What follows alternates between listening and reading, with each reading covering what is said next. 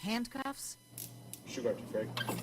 and jail stripes. It's a stark contrast from the Phoenix police uniform Chris Wilson wore for 15 years when he was the one cuffing bad guys. Being on the other side and coming on this side, it's really hard. Wilson agreed to talk with CBS 5 News exclusively about what led to his arrest and indictment on 10 counts of sex with a minor. Who's to blame for you being here? Myself. No one else, myself.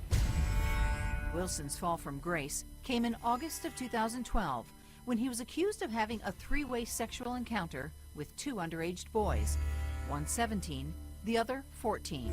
It was a scandal that rocked the community and the police department. A shocking arrest tonight. News of Wilson's arrest. Detective Christopher J. Wilson. Phoenix police learned about this just yesterday. Had sex with teen boys. The center of it all are two young boys. Just one mistake that occurred for an hour, judged me for the rest of my life now. By the letter of the law, it was a pretty big mistake. Correct. And you knew what you were doing was wrong. Not at the time. The 17-year-old was Caleb Layeski. The openly gay teen was thrust into the spotlight for his activism on anti-bullying issues.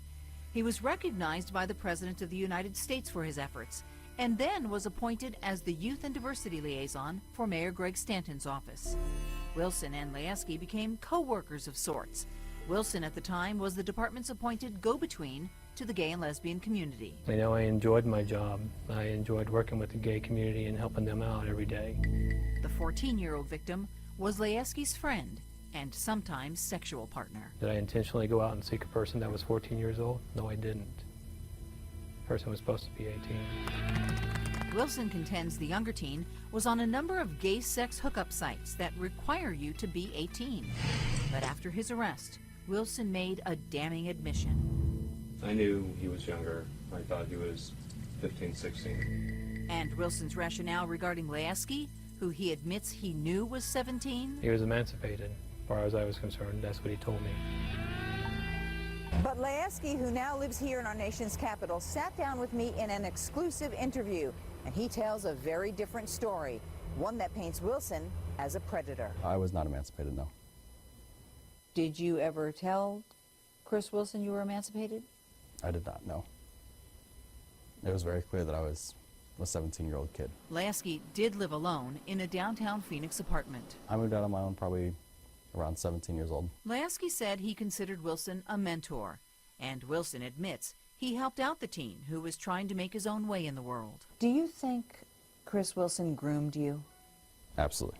Did I buy him some suits out of kindness? Yeah. What did you want in return? Nothing. At that time, we never slept together. That's not what it was about. Did I groom him? No. Are you a pedophile? Am I a pedophile? No, I'm not a pedophile. Are you a predator? No, I'm not a predator. So you believe Chris Wilson is a pedophile? Yes, ma'am. Do you think he's a predator? Yes, ma'am. Wilson's charges stem from a one-on-one encounter between he and Layeski at Wilson's home, and the threesome that took place at Layeski's apartment with the 14-year-old. I still, unfortunately, haven't completely come to grasp everything. When he turned 18, Layeski, the sex crime victim, also became Layeski, the sex crime suspect. A grand jury indicted him on multiple felony charges for his involvement with the 14-year-old. He was offered probation and counseling. I was a victim, and I'm not going to keep being victimized by the state, so I did take a plea. Layeski is now 20 and works as a dispatcher for Arlington Police Department. He hopes someday to enter politics. I've done my best to cope with it and move on. I have a stellar career. Wilson, who has been in jail awaiting trial for close to 3 years, believes the system is treating him unfairly.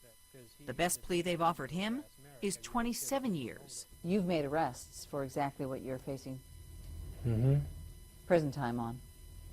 Yeah. I'm going to ask you what everybody wants to ask you. What were you thinking? I wasn't thinking at the time. Despite his admission to investigators, Wilson maintains it wasn't until right after the incident that he learned the age of the younger teen. That night after the incident took place, just went home and sat in my shower, 2 hours just sitting there with my gun to my head, seeing if I could pull the trigger, but I couldn't. You know, that's how much it hurt me to know what had happened. Moving on for Wilson begins with an apology. I'm definitely sorry to everybody. Donna Rossi, CBS 5 News. Wilson is expected in court next week for a settlement conference, but it's still possible this case could go to trial.